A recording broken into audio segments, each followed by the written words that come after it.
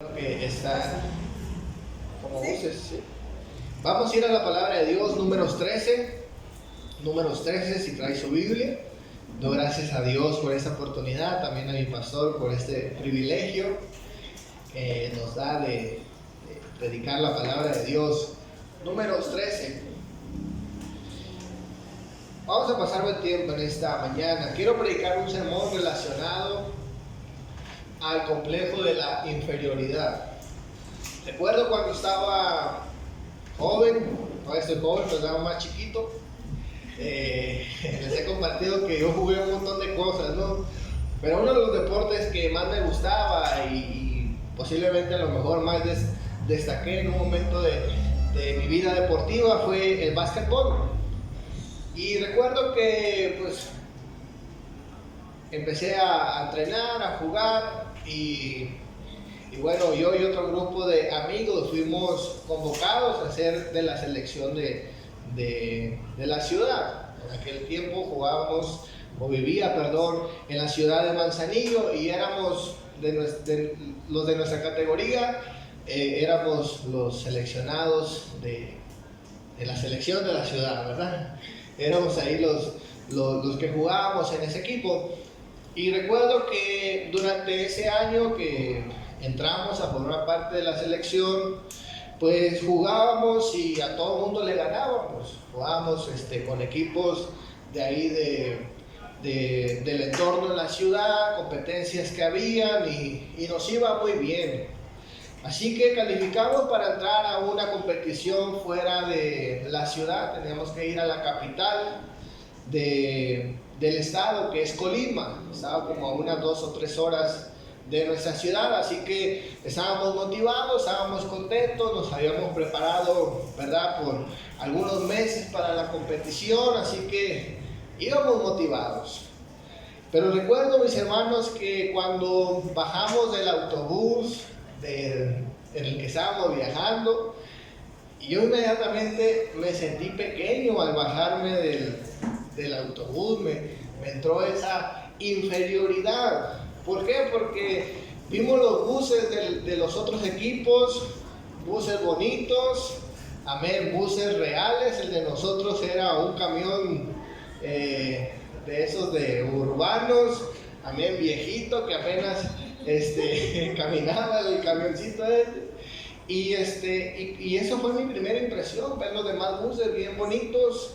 Ya cuando entramos a la unidad deportiva y vimos a los jugadores, a los equipos, sus uniformes, sus zapatos, amén, hasta como eran físicamente, ya no solamente yo era el único que me sentía así, sino mis compañeros también, ¿verdad? Sentí esa inferioridad colectiva, todos teníamos miedo y efectivamente nos fue muy mal. Ahora nuestro entrenador se percató de eso, él se dio cuenta de eso y nos regañaba, ¿verdad? Y nos motivaba y nos regañaba y nos motivaba. Pero nosotros no podíamos ser positivos, no podíamos decir algo bueno, simplemente teníamos excusa, como ellos tenían mejores uniformes, ellos viven en otra ciudad, ellos entrenan mejor o tienen un mejor entrenador y todo tipo de excusas decíamos nosotros. Así que nuestro entrenador decidió darnos una lección y tratar de que nuestra mente cambiara y nos metió a jugar todos los sábados en la liga sabatina, donde jugábamos con personas adultas. Escuche bien, con personas adultas, gente que tenía experiencia jugando básquetbol por años y aunque no fuimos campeones, pudimos competir de manera buena en esa temporada los días sábados. Pero el propósito del entrenador era que nosotros de alguna manera quebráramos con la inferioridad, quebráramos con los temores de ese grupo de jovencitos que teníamos quizás 11, 12 años. De ahí, mis hermanos, en ese tiempo recuerdo que salieron 4 jugadores a jugar en la profesional de México en el básquetbol, 4 jovencitos de esa temporada. Pero fue muy importante la lección del entrenador, ¿verdad? decirnos que nosotros podíamos salir adelante y podíamos ser vencedores. En esta noche, en esta mañana, quiero ministrar un sermón que le he titulado No somos insectos. En nuestra historia, en Números 13, vamos a ver el pueblo de Israel que sale de Egipto.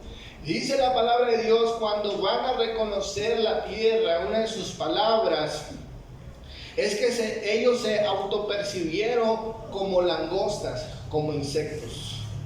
Y eso, mis hermanos, trajo grandes daños a la vida de esa generación que salió de Egipto. Vamos a leer nuestro texto, Números 13, versículo 26 al 33. Dice la palabra de Dios: volvieron a Cades en el desierto de Parán, que era donde estaban Moisés y Aarón y toda la comunidad israelita.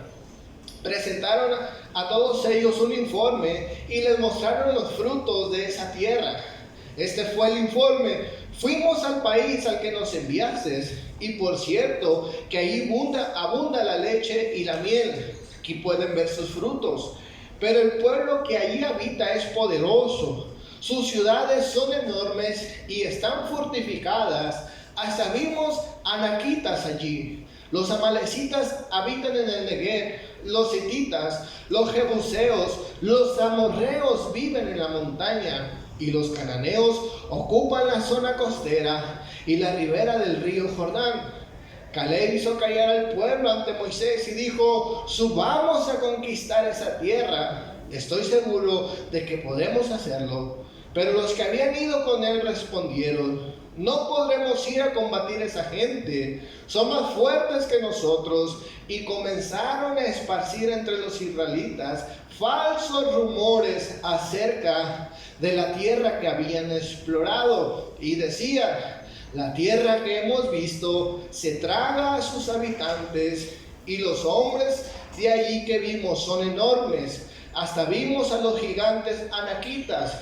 Comparados con ellos, parecíamos langostas, y así ellos a nosotros.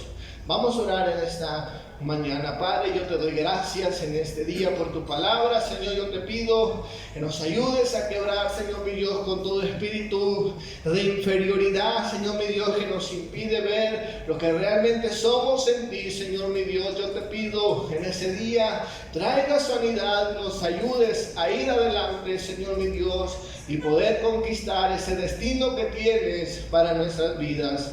En el nombre de Jesús. Amén. No somos insectos.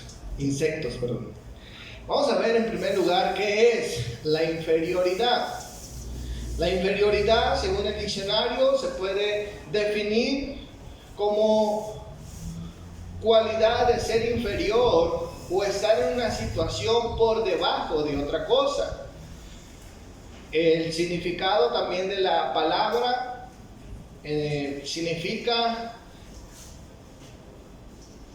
se puede dividir esta palabra en su original, que es el latín, de la siguiente forma. La primera parte de esta palabra se puede separar como infra, que significa debajo, y el sufijo comparativo, que es ior, se puede traducir o quiere decir más bien más bajo. En conclusión, inferioridad simplemente significa estar por debajo de una situación, ¿verdad? En la psicología recientemente se ha definido al complejo de la inferioridad como el sentimiento de sentirse inadecuado, de sentirse inseguro, falta de valor propio. Y ese es un sentimiento, mis hermanos, que se ha desarrollado o la psicología lo ha detectado recientemente. Esa es una palabra relativamente moderna, ¿verdad? El estudio de la inferioridad.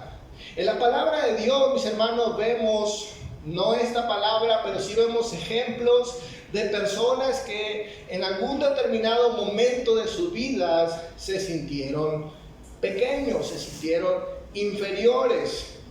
Escuche bien, Este sentimiento de inferioridad, dice la psicología, no es un sentimiento con el que uno nace, sino es algo que uno va desarrollando, y hay diferentes factores que causan que personas, mis hermanos, vivan, ¿verdad?, bajo este sentimiento de la inferioridad. El doctor Charles Stalin es un doctor cristiano. Él da 6 puntos o 6 factores claves por los cuales se desarrolla o nace la inferioridad. Número 1, él dice, a través de la crítica verbal. Mucha gente a lo largo de su vida reciben rechazo o crítica a través de palabras, y esto ocasiona que la gente se sienta pequeña. ¿Cuántos saben que eso es verdad? Por lo que la gente dice de nosotros. La segunda cosa es por las diferencias físicas. Hay gente que se siente inferior porque lucen diferente, tanto por alguna limitación física como externa. Hay gente que se siente inferior por una enfermedad que padece. Hay gente que se siente inferior por el color de piel, por la estatura, amén, por ser muy altos, por ser muy bajitos. La inferioridad puede venir por las diferencias físicas. ¿Cuántos saben que esto también es real? Es un factor que influye en este sentimiento. Número 3, la falta de amistades cercanas. Es decir, mucha gente, mis hermanos, que desde muy temprano comienzan a ser solitarios, ¿verdad? Gente que se aparta, no porque les hicieron algo, sino que simplemente se sienten inseguros, amén, y tienen dificultades para relacionarse con los demás. ¿Cuántos saben que eso, verdad? También hay gente que no le gusta tener amigos, se aparta. Eso, mis hermanos, es algo interesante que pasa en la vida de las personas.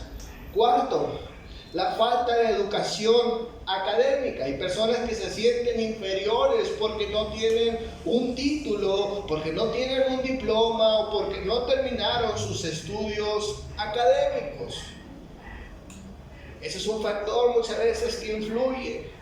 ¿Cuántas veces yo he tenido conversaciones con amistades, con personas que se sienten pequeños porque no fueron a la escuela, porque no saben leer, porque no terminaron sus estudios, y se sienten pequeños, se sienten diferentes a los demás, inferiores a otros porque no tienen logros académicos? ¿Cuántos saben que también eso es real? Muchas veces esto es un factor que influye en la inferioridad. Número 5, la comparación material. Podemos ver o podemos sentirnos muchas veces porque vemos a gente que tiene carro y usted no, ¿verdad? Oye, bicicleta tiene, o tenemos, ¿verdad? Porque fulana familia compró un terreno, compró una casa propia y nosotros alquilados, ¿verdad? Nos sentimos inferiores ante la comparación material.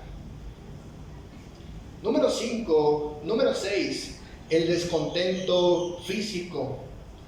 Hay mucha gente, mis hermanos, que se siente inferior porque algo no les gusta de su cuerpo, ¿verdad? Se sienten inferiores por su peso. Hay gente que luce bien, que son delgados, pero eso les causa un problema. Y hay gente con sobrepeso que también sufre, ¿verdad?, de esto. No se sienten satisfechos, sienten descontento con su físico.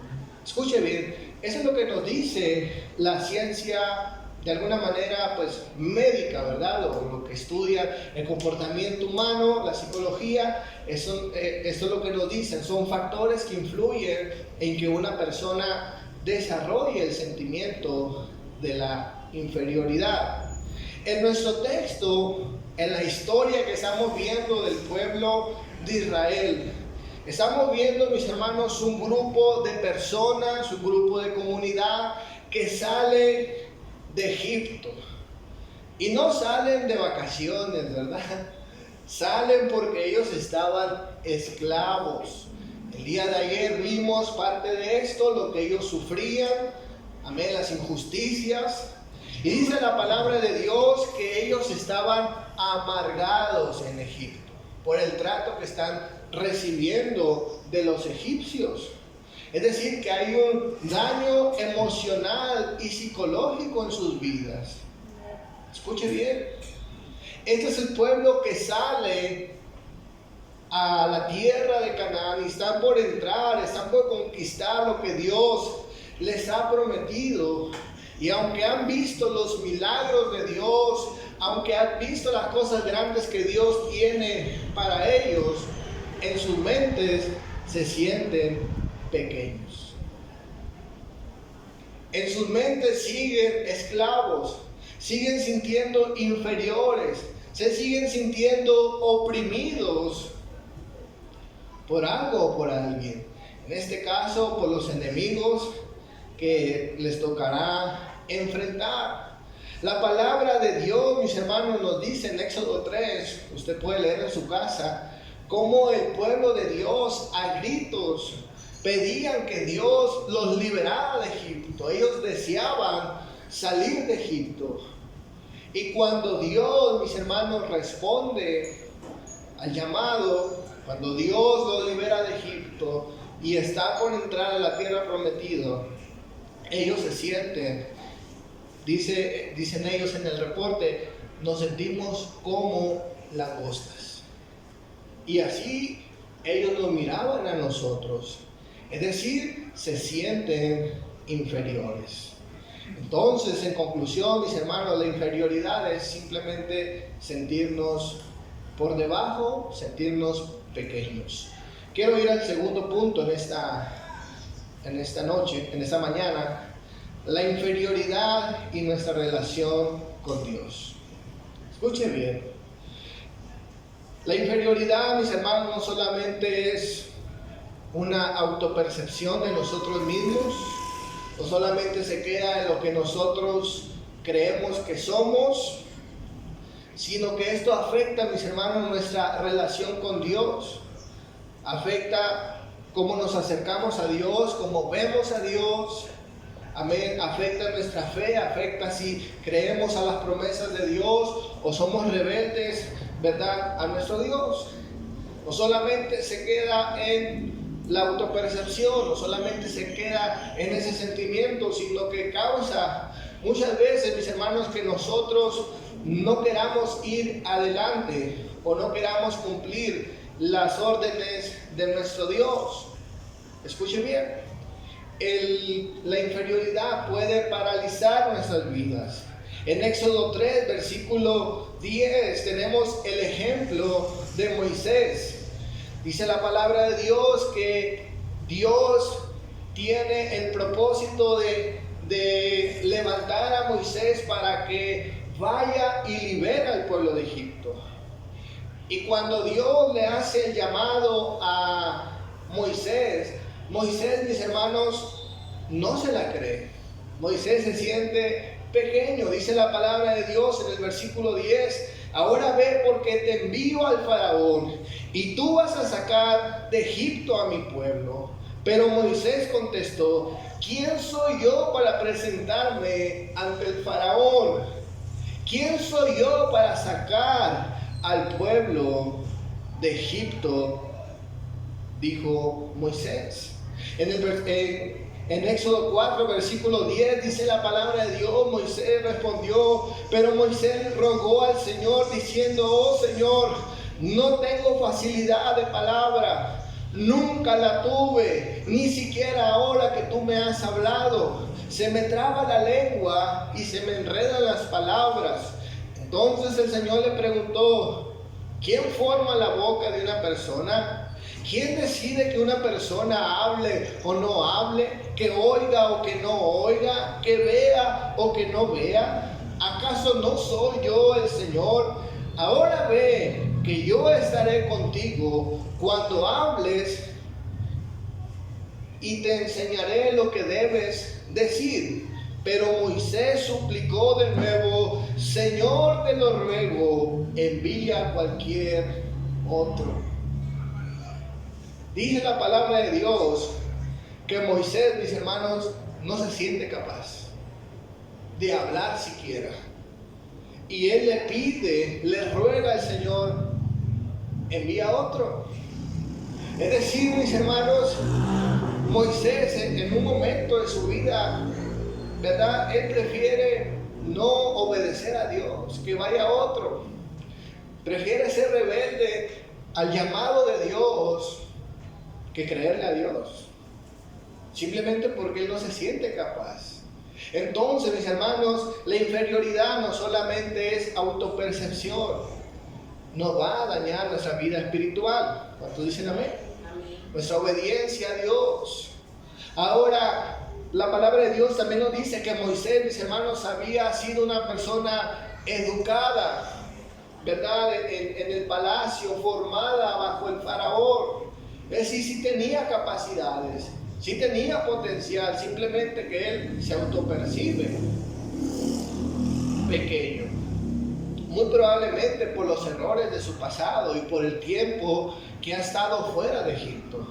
Otro ejemplo que tenemos en la escritura es Gedeón. En Jueces 6, versículo 15, dice la palabra de Dios: Gedeón le preguntó a Dios: pero mi Dios, ¿cómo podré liberar a los israelitas? Mi grupo familiar es el más pobre de la tribu de Manasés, y yo soy el menos importante de toda mi familia. Nuevamente Dios llama a otro hombre llamado Gedeón a un ministerio, a un propósito, y Gedeón dice: sí, está bien, el pueblo necesita un libertador, pero esa persona no soy yo. Y el contexto de estas palabras es que el Señor, cuando le hace el llamado a Gedeón, le dice que era un hombre valiente. Escuche bien. El Señor lo miraba con ojos diferentes, pero él se autopercibía inferior, el menos importante, el que venía de una familia pobre, el que nunca ha logrado nada. Y escuche bien, podemos de alguna manera justificar y entender a Gedeón. Cuando alguien no ha logrado nada en su vida, podemos decir: está bien que piense de esta forma, ¿verdad? Podemos comprender que tenga ese tipo de pensamientos porque no ha logrado algo grande en su vida. Pero escuche bien, mis hermanos, el sentimiento de inferioridad no solamente aparece en los momentos en que no hemos logrado nada, sino muchas veces nos visita aun cuando nosotros, mis hermanos, tengamos una vida exitosa o una vida en obediencia a Dios. La inferioridad va a venir a visitarnos. Y el ejemplo que tenemos de esto es el mismo rey David. Dice la palabra de Dios que el rey David fue ungido, ¿verdad?, para ser rey. Viene Samuel, lo unge, y él es menospreciado incluso por su padre. Pero David, dice la palabra de Dios, cuando era pastorcito de ovejas, había matado leones y osos, ¿verdad? Tenía victorias en su vida. Esto quiere decir que era un hombre valiente, era un guerrero. Después de esto, después de ser ungido, dice la palabra de Dios, el gigante Goliat desafía al ejército de Israel y todos tienen temor. Pero viene David, enfrenta a Goliat y le corta la cabeza. ¿Sí? Es decir, que David va acumulando victorias, va acumulando éxitos. Y después de que David, mis hermanos, mata a Goliat, dice la palabra de Dios que una de las recompensas que Saúl había ofrecido a quien desafiase a Goliat era que se iba a casar con una de sus hijas. ¿Cuántos recuerdan esa parte? Entonces, En 1 Samuel 18, David está por casarse con una de las hijas del rey. Y mire lo que sucede aquí. Un día Saúl le dijo a David: mira, te voy a dar como esposa a mi hija Merab. Lo único que te pido es que seas valiente y que en el nombre de Dios salgas al frente del ejército en las batallas. En realidad, lo que Saúl quería era matar a David. Por eso pensaba, en lugar de que lo mate yo, que lo maten los filisteos. Pero David le contestó: ni mi familia ni yo merecemos ser parientes del rey. Llegó el día en que Merab había de casarse con David, pero Saúl le dio como esposa a Adriel Mehola. Sin embargo, Mical, la otra hija de Saúl, estaba enamorada de David. Cuando Saúl lo supo, se puso muy contento, pues pensó: si David quiere casarse con Mical, tendrá que luchar contra los filisteos para ganársela. Y ahí los filisteos lo matarán. Entonces le dijo David: hoy mismo te casarás con mi hija. Además, Saúl le ordenó a sus ayudantes: hablen a solas con David y dígale que mis ayudantes y yo los queremos mucho, que acepte ser mi yerno. Los ayudantes del rey regresaron para hablar con David, pero David les dijo: yo no soy más que un pobre y sin importancia. ¿Cómo pueden pensar que llegaré a ser yerno del rey? En 2 ocasiones David expresa y manifiesta que él no se siente apto para ser siquiera yerno del rey. Un hombre que ha logrado hasta este momento cosas históricas en la nación de Israel. Amén. Un hombre valiente. Escuche bien, a mí lo que me llamó la atención de esta historia es que mientras Saúl planea matar a David, porque le tenía envidia, y está planeando cómo matarlo y cómo hacerle la vida imposible. Amén. Para Saúl, David era una amenaza, así que él intenta planificar la muerte de David. Y David, en su interior, está teniendo una lucha. No por ser rey, no por quitarle el puesto, simplemente él no se siente capaz ni siquiera de ser yerno del rey. Mientras Saúl está vuelto loco porque tiene temor a que le quiten su puesto, David ni siquiera quiere ser yerno del rey, no se siente capaz. Porque él dice: ¿quién soy yo? ¿Quién es mi familia? Él se siente pequeño. Entonces lo que vemos en esta historia, mis hermanos, en este ejemplo, es que la inferioridad nos visita de cuando en cuando. No importa lo que no hayamos logrado o lo que sí hayamos logrado, nos visita. ¿Cuántos se han sentido así? Ahora yo le puedo decir: mire, pues David estaba jovencito, estaba patojo, todavía el cerebro no le maduraba lo suficiente. Pero más adelante en el Salmo 22, David expresa lo siguiente.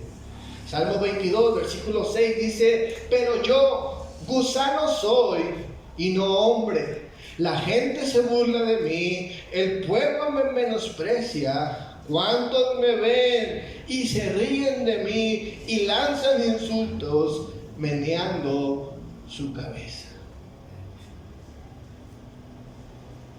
Ese sentimiento a David lo acompañó por mucho tiempo. Y aunque no le dominó, sí vimos o sí podemos ver que se le manifestaba de cuando en cuando. El hombre poderoso, el hombre valiente, el hombre que tiene valor, sintiéndose pequeño. ¿Cuántas veces usted y yo podemos sentirnos así, como David? Años en victoria, en Dios, años, mis hermanos, en los caminos del Señor, y de repente nos sentimos que no valemos nada, nos sentimos gusanos, dice David. Incluso antes de decir estas palabras, cuando él se siente gusano, dice, mejor ni hubiera nacido. O sea, él no quiere estar vivo. Él no se siente hombre, dice, soy un gusano. No se siente capaz de lograr grandes cosas en su vida. Quiero ir en tercer lugar, libres de la inferioridad. En nuestro texto principal, volviendo a la historia de Números 13, dice la palabra de Dios que cuando los espías que habían ido a reconocer la tierra de Israel, dice la palabra de Dios, ellos traen un mal reporte, ellos dicen, nosotros somos langostas, nos ven como langostas. Dice la palabra de Dios que estas palabras no solamente están haciendo un daño a quienes la están diciendo, sino que dice la palabra de Dios, todo el pueblo se rebeló en contra de Dios y de Moisés. Y dijeron, mejor nos regresamos, mejor volvemos a la esclavitud, mejor volvemos a Egipto. Y dice la palabra de Dios que hubieron dos hombres, uno llamado Josué, el otro Caleb, que tuvieron, mis hermanos, una actitud diferente. Ellos vieron lo que vieron los demás. Simplemente que ellos dijeron, Dios nos va a ayudar. Dios va a estar con nosotros. Y esto es así, dice la palabra de Dios en Números 14, versículo 22. Ninguno de los que vieron mi gloria y las maravillas que hice en Egipto y en el desierto, y aún así me desobedecieron y me pusieron a prueba 10 veces,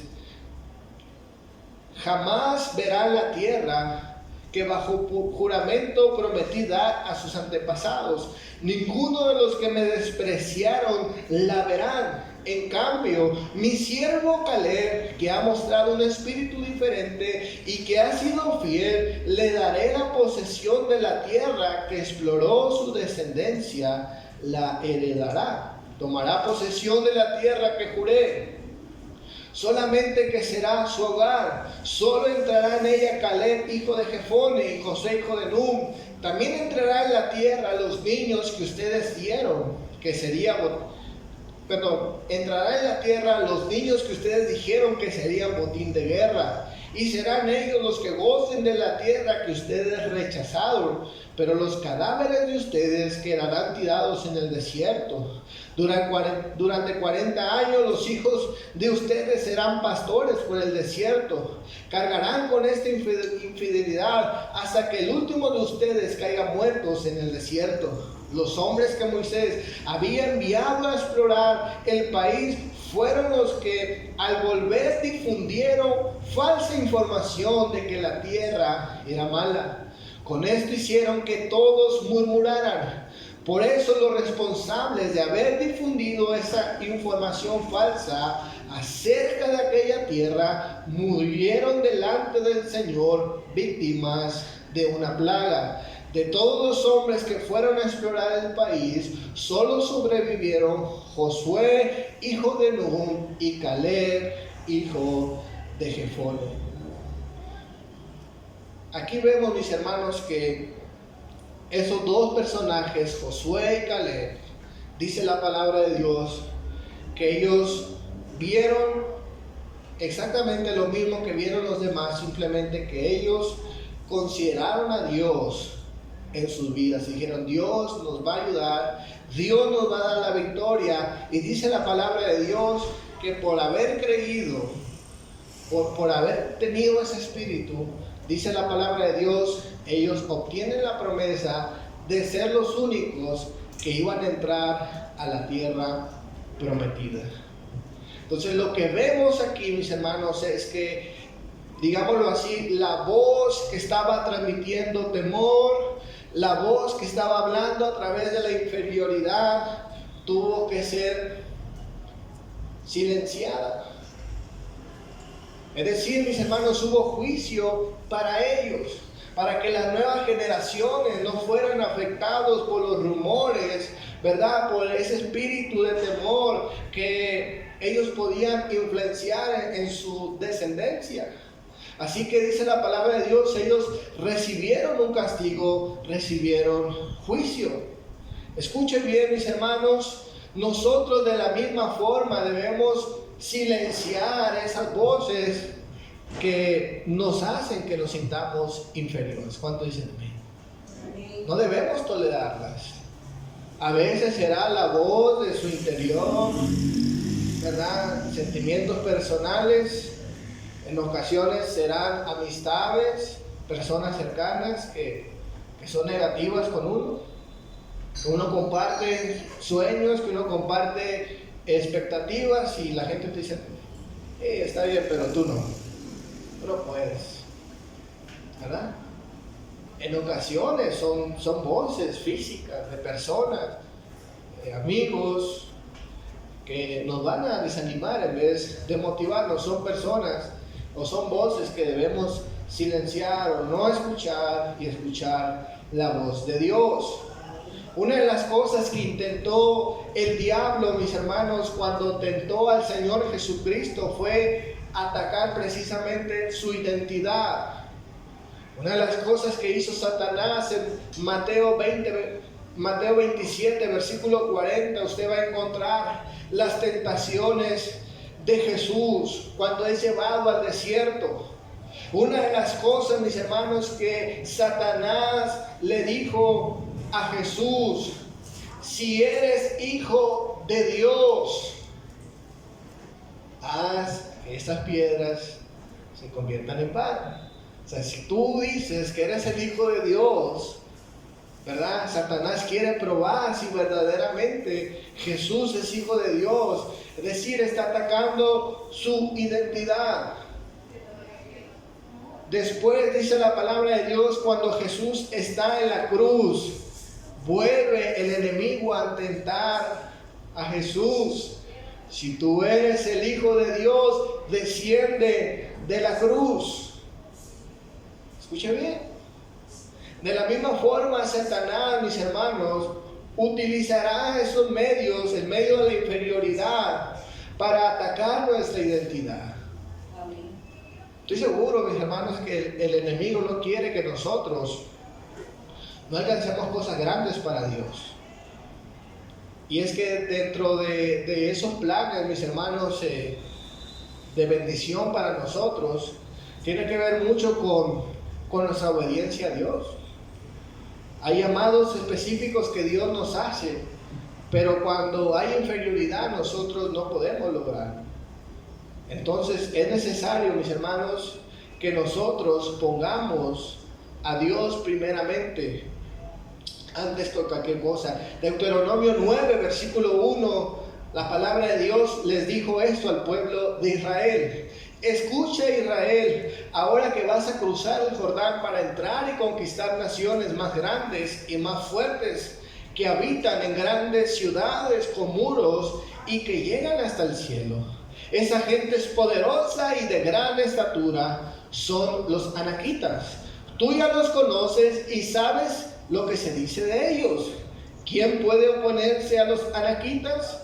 Pero tú entiendes bien hoy que el Señor tu Dios avanza al frente de ti y que Él los destruirá como fuego consumidor y los someterá a tu poder. Tú los expulsarás y los anaquitas enseguida, tal como el Señor te lo ha prometido. Cuando el Señor tu Dios los haya arrojado delante de ti, no vayas a pensar: el Señor me ha traído hasta aquí por causa de mi justicia para tomar posesión de esta tierra. No, dice el Señor expulsará a esas naciones por la maldad que les caracteriza, de modo que no es por tu justicia ni por tu rectitud por lo que hayas de tomar posesión de su tierra. No, dice el Señor, la propia maldad de esas naciones hará que el Señor tu Dios las arroje delante de ti. Así cumplirá lo que juró a tus antepasados, Abraham, Isaac y Jacob, Entiende bien que tú eres pueblo terco, que tu justicia y tu rectitud no tienen nada que ver, que el Señor tu Dios te dé como posesión esta buena tierra. La identidad del pueblo de Israel no estaba en su justicia, no estaba en sus capacidades, no estaba en lo bien que se portaba. La identidad y el poder del pueblo de Israel estaba en lo que Dios hacía por ellos. Por eso la confianza en Dios. Por eso, mis hermanos, no debemos sentirnos pequeños, sentirnos menos. Porque no es por nosotros, es por el Dios que tenemos, es nuestra fe en Dios. Escuchen bien, mis hermanos, nuestra fe en Dios hace la diferencia. Dios, mis hermanos, nos ve con ojos diferentes. Primera de Pedro 2, versículo 9 dice la Escritura: pero ustedes son de descendencia escogida, sacerdocio regio, nación santa, pueblo que pertenece a Dios, para que proclamen las obras maravillosas de aquel que los llamó de las tinieblas a la luz admirable. Ustedes antes ni siquiera eran pueblo, pero ahora son pueblo de Dios. Antes no habían recibido misericordia, pero ya la han recibido. Hoy en Dios, por causa de Cristo Jesús, nosotros tenemos una nueva identidad. Somos hijos de Dios. Somos nación santa. Ya no somos, mis hermanos, lo que el mundo cree que somos. Ahora somos, mis hermanos, algo preciado, algo precioso, porque Dios es nuestro Dios. Quiero concluir en este día. Tengamos cuidado de ese sentimiento o este espíritu o este complejo, como usted le quiera llamar, que al final del día, mis hermanos, trata de destruir nuestras vidas. En 1957, el famoso predicador Martin Luther King, usted ha escuchado hablar de este hombre que fue, ¿cómo se le puede considerar? Un activista. Sí, que luchaba por los derechos de la persona de color negra. Amén. Este hombre en Estados Unidos, él incluso murió asesinado, si no me recuerdo. Pero este hombre, mis hermanos, está luchando por los derechos de los negros porque eran oprimidos, eran segregados, pues había una lucha racial en Estados Unidos en aquel tiempo.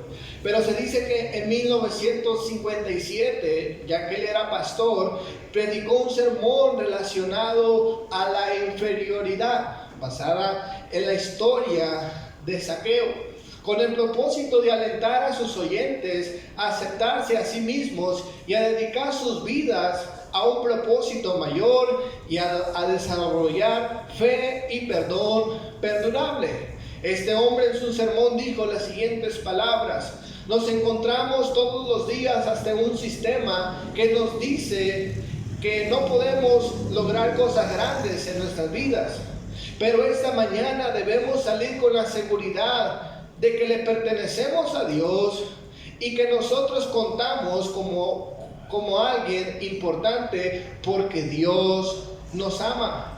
Este hombre termina su hermoso sermón citando las palabras de un hombre llamado Douglas y dijo lo siguiente: si no puede ser un pino en la cima de la colina, sea un arbusto en el valle, pero sé el mejor arbusto.